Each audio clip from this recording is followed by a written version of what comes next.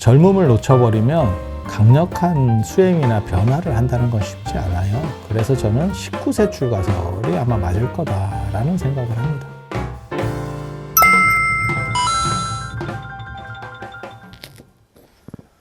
자, 안녕하세요. 오늘은 왕궁생활, 부처님의 왕궁생활에 대한 이야기를 해드릴 겁니다. 부처님 왕궁생활은 부처님이 언제 출가하셨을까?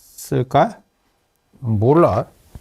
그게 19세에서 출가했다는 썰도 있고, 그 다음 29세에 출가했다는 설도 있어요. 저는 19세 출가설을 지지하는 사람이기 때문에, 29세면 그 당시에는 지금 29세가 아니에요. 지금 29세는 제정신을 못 차리는 나이고, 여러분 29세 때도 애가 딸려 있는 상황이었고, 2500년 전에 29세면 지금 거의 한 40, 50 이 정도 된다라고 봐도 큰 문제가 없을 정도로 그래서 29세에 출가해서 내가 뭘 할 수 있었겠나 싶은 생각이 있거든. 이미 꺾어진 나이에.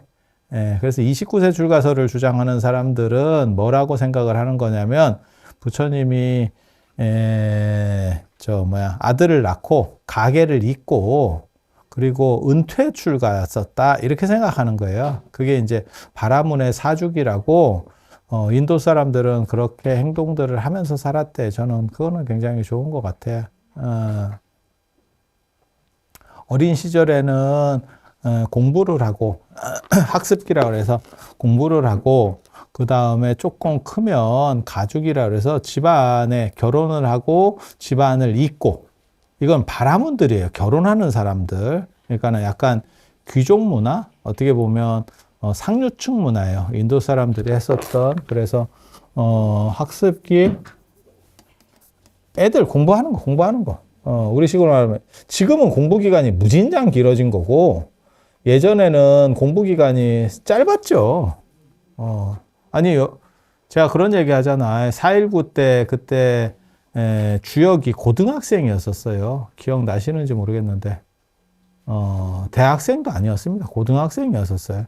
그러니까 고등학생이 현실 참여를 할 정도로 어느 정도 단계까지 간 거고 그래서 예전 학습기라고 하는 거는 결혼하기 전 정도라고 생각하면 되고 그 다음에 가주기는 이제 결혼을 해서 집안에 이렇게 가업을 잇고 그 다음에 대를 잇고가 굉장히 중요해요. 왜냐하면 이 사람들은 재가인이기 때문에 맞잖아요. 다 출가해버리면 다 그냥 결혼 안 하고 독신으로 살면 끝나잖아.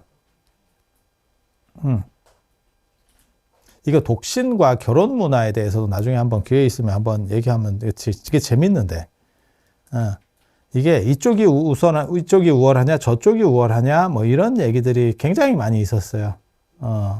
그리고 이제 여러분이 결혼 문화 속에서 산 거고, 그런데 지금 좀 살아보니까 크게 권장할 것 같지는 않다. 이런 생각이 좀 드니까 자식이 안 간다고 그래도 등 떠밀지는 않고 예전에는 무조건 결혼 문화였었고 그리고 지금은 너무 안 가서 이제 또 문제가 생기는 거고 그러니까 혼자 살면 제가 혼자 살아본 사람으로서 얘기하면 편해요. 편해요.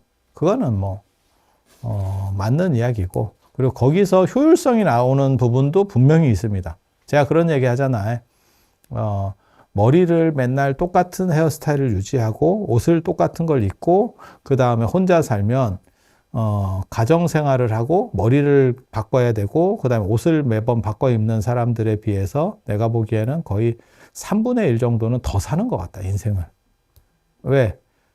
가족 뒤치다거리가 없고 그 다음에 애경사 참여 비율이 굉장히 낮기 때문에 그러니까 막말로 얘기해서 여러분들이 봄, 가을에 결혼식장에 다닐 때 나는 논문을 쓸 수 있다니까. 근데 여러분들이 그러면 그게 태만하게 사는 거냐? 아니에요. 하루에 2건, 3건을 갈 때도 있어요. 굉장히 힘듭니다. 맞잖아요. 그래서 그런 차이들이 있어요. 이게. 그러다 보니까 그게 힘들다라고 생각하니까 요즘 젊은이들은 이제 안 하려고 하는 거고. 그리고 결혼이 늦어진 부분도 문제로 작용한다는 생각을 해요. 그러니까 결혼할 거면 여러분처럼 그냥 정신 없을 때 빨리빨리 시켜야 되는데 이게 다 정신을 차리니까 굳이 내가 저렇게 살아야 되나? 이 생각들을 하는 것 같아. 아니, 저는 결혼 안 하고 혼자 사는 게 타당하다. 이렇게 말하는 사람은 아니에요. 그거는 사람마다 이렇게 사는 사람도 있고 저렇게 사는 사람도 있고 그래 다양하게 사는 거지 모두 다 결혼해야 된다. 모두 다 안 해야 된다. 그런 생각은 안 해. 그래서 그런 점들에 대해서는 사실은 기회가 있으면 나중에 한 번 정도 얘기해 볼 거리가 돼. 그리고 시대적으로 이게 바뀐 문화니까 지금은 그게 엄청난 비중을 차지하고 있잖아요. 그러니까 우리나라가 지금 인구가 늘지 않아도 주택 가격이 크게 안 떨어진 이유는 혼자 사는 사람들이 많아서 수요가 어느 정도 있었기 때문에 그리고 그런 것과 더불어서 지금 뭐 반려동물 인구가 500만이에요 라고 하는 것도 혼자 사는 사람이 물론 가족이 있는 상황에서 반려동물을 키우는 경우도 있지만 혼자 사는 사람이 키우는 경우가 훨씬 더 많거든요. 그래서 이게 사회 현상하고 관련돼서 굉장히 사실은 한 번 정도는 살펴볼 만한 재밌는 주제예요. 재밌는 주제. 그런데 그 얘기를 하려고 하는 건 아니고 이 사람들은 아무튼 결혼 문화니까 그래서 집안에서 가업을 잇고 아들을 낳고 자식을 낳고 여기서 자식은 무조건 아들입니다. 옛날 얘기니까 그래요. 조선시대 때도 마찬가지예요. 자식이면 아들입니다. 그리고 조선시대에는 자식이라는 개념이 아들 플러스 임종자식이에요. 조선시대 때는 임종자식, 임종을 보는 자식. 지금은 그런 문화가 사라졌는데 원래는 그런 겁니다. 그러니까 조선시대의 판단을 얘기하는 거예요. 지금 판단을 얘기하는 게 아니고. 그래서 최근까지도 부모님이 이독하시다 그러면 다 휴가 내가지고 대기하고 있는 거죠. 근데 요즘은 그걸 맞출 수가 없어요. 왜냐하면 양치기 소년이 많죠. 그래서 돌아가시려고 했는데 의사가 살려내고 나중에 휴가 다 쓰고 계속 기다리다가 맨 막판에 휴가가 없어서 더 이상 이제 낯짝도 안 되고 계속 갈 수가 없으니까 그래서 안 갔더니 돌아가시고 그런 집도 있어요. 그래서 지금은 돌아가시는 걸 추산하기가 상당히 어려운 상황이 됐죠. 그래서 그런데 원래 임종 자식이 아니면 자식이 아니에요. 내 자식이라도 임종 자식이 아니면 자식으로 치지를 않습니다. 그리고 인도에도 그 임종 문화가 있었던 것 같아요. 그래서 부처님 임종을 보는 게 정당성을 가지는 계승자다라고 하는 개념이 인도에도 있었던 것 같아요. 그게 나중에 부처님 돌아가시고 나서 안 하는 임종을 받고 마하가석이 임종을 못 보는 바람에 그래서 뭐 곽실상부 이런 이야기들이 만들어지는 거예요. 그래서 임종을 못 본 사람이 어떻게 대표권을 가질 수 있느냐? 그게 논점으로 대두가 돼. 그리고 임종을 못 본다는 얘기는 어떤 뜻이기도 하냐면요. 지금은 세상이 바뀌어서 그러는데 안 모시고 살았다는 뜻도 돼요. 아니, 조선시대 개념에서는.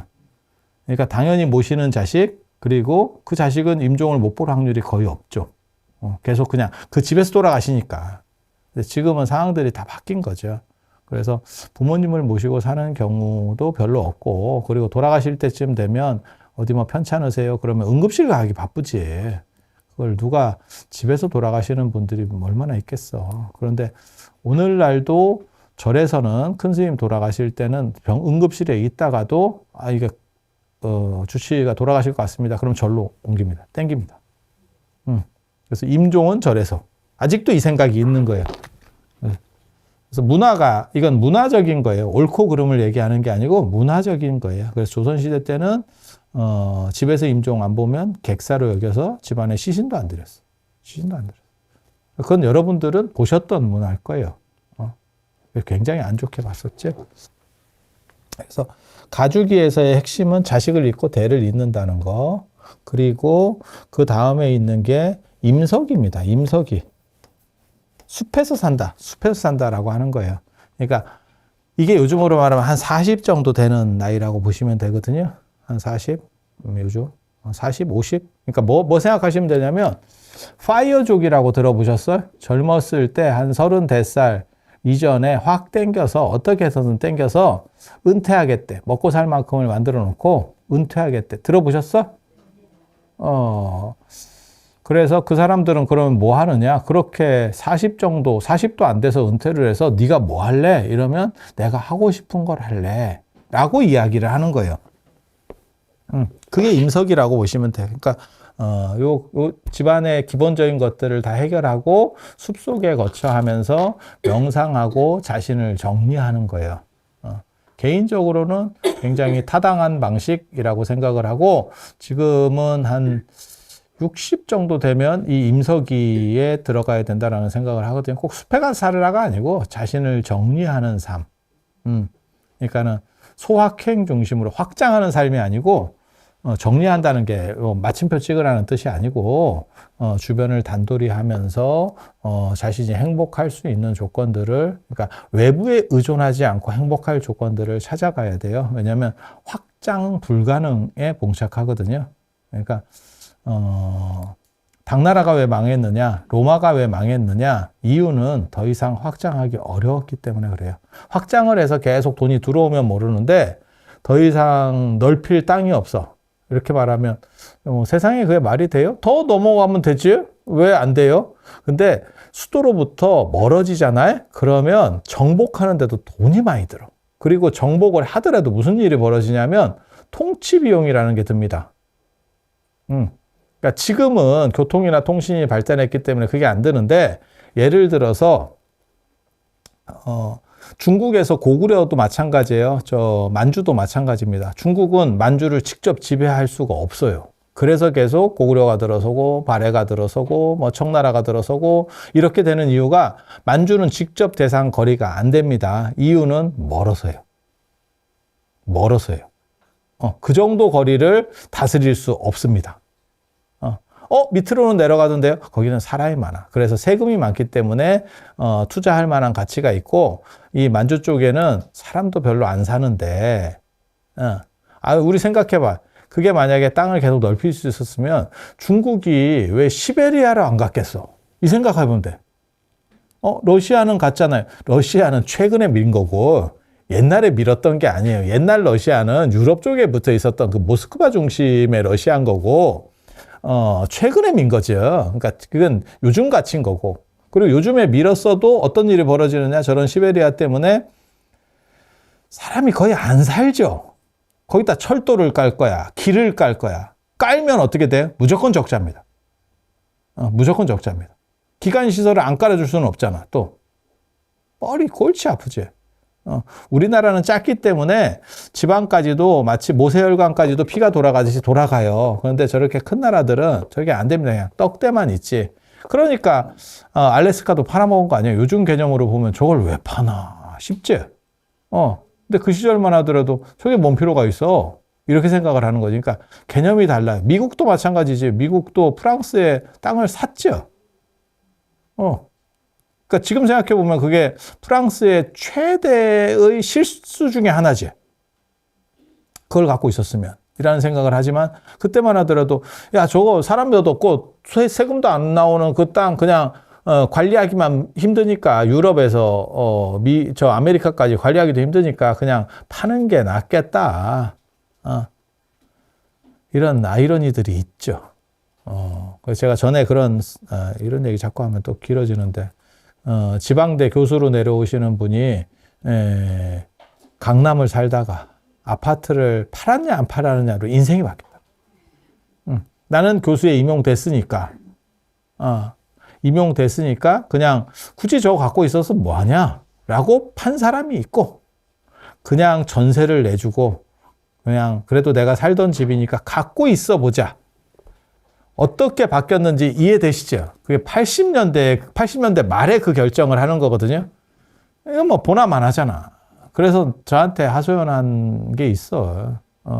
여지까지 이게 월급 학교에서 월급 다 받은 걸 합쳐도 그 아파트 팔아먹은 거 손해도 안 된다. 그때 내가 그것만 잡고 있었어도. 그게 인생이지. 그게 이제 언제 손절해야 되느냐. 라는 거죠.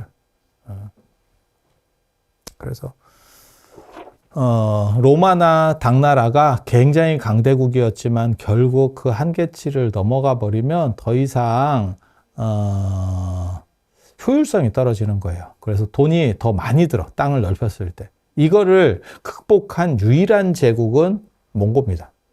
몽고였었고, 걔네는 그냥 약탈 중심 비슷하게 갔기 때문에 가능한 거예요. 그냥 털어먹고 빠지겠다. 이렇게 하면 생각이 좀 달라져. 근데 지배하려면 통치 비용이라는 게 들기 때문에 쉽지가 않아요.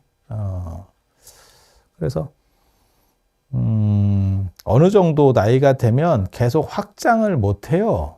그러니까 인생이라고 하는 게, 저도 제가 지금 그런 생각들을 계속 하고 있거든요. 더 이상 확장이 불가능한데, 분명히 무언가 의미 있는 것들을 만들어서 사회에 기여할 수 있는 것들을 해야지, 이게 확장으로 가서는 승산이 없다. 라고 생각을 하는 거예요. 그리고 60 넘으면 그건 100%입니다. 그때는 안 벌리는 게 버는 거예요. 사고만 안 치면 버는 거예요. 누가 뭐 그렇게 했다던데, 그런데 현혹되면, 진짜 인생 막판에 골로 갑니다. 그냥 지키는 게 차라리 나아요. 그래서 임석이라는 건 숲에서 명상하고, 자기를 되돌아보고, 그 다음에 자기 좋아하는 거 하면서 사는 거예요. 그러니까 요즘으로 말하면, 은퇴하고 나서, 잘 살았기 때문에 연금 같은 거나, 안 그러면 무슨 뭐, 어디 임대 소득이 나와. 그러면 그걸로 자기 개발하고 자기 주변 정리하면서 사는 거죠. 그럼 뭐 확장을 하고 뭐 재투자를 하고 뭐 이렇게 하느냐? 아니, 그런 거 말고 수렴하는 기간, 수렴하는 기간. 그리고 유행기라 그래서 떠돌아다니는 게 있어요. 떠돌아다니는 게. 떠돌아다니면서 집착 없이 뭐 떠돌아다니면서 한다. 이건 이제 요즘은 안 맞아요. 이건 인도 같은 데나 가능한 거고. 이 당시에는 한 40, 50 정도면 죽습니다. 40, 50 정도면 죽습니다. 사람이 50 안짝에 죽어요. 50 안짝에 죽을 때요. 그래서 저 정도면 그렇게 몸이 아프지 않아요. 그리고 인도는 더운 지역이기 때문에 옷의 필연성도 별로 없고 주택의 필연성도 별로 없고, 그리고 이모작, 삼모작이 가능하기 때문에 음식은 많고, 그러니까 떠돌아다니면서 견문도 넓히고 사람들하고 교류도 하고 이런저런 이야기들을 하게 되는, 그렇게 지식들도 얻어가고 새로운 것들을 보고 뭐 이러면서 자신을 완성시켜가는 최종 단계인데, 지금은 안 맞아요. 떠돌아가면 살 수가 없죠. 저는 이 3단계 정도 생각을 하는데, 이게 부처님 당시 바라문들이 취했던 생활 태도 중에 하나예요. 그래서 부처님도 결혼을 해서 애를 낳고 가업을 잇게 한 뒤에 출가했다가 이 29세 설이에요.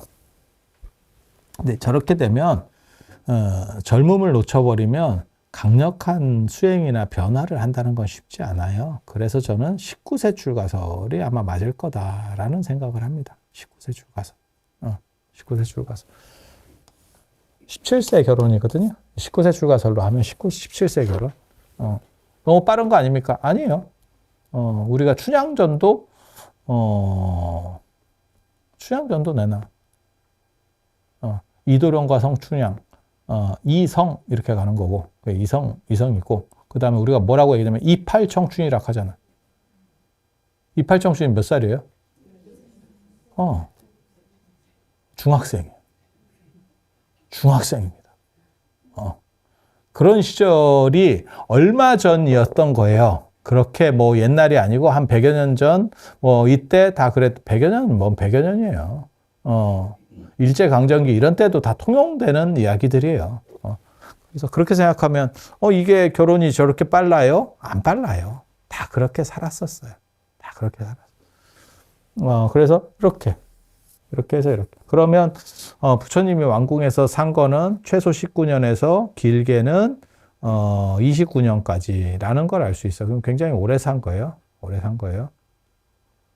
그리고 그 안에서 어떤 일들이 벌어지냐면, 대우가 좋았다는 거예요.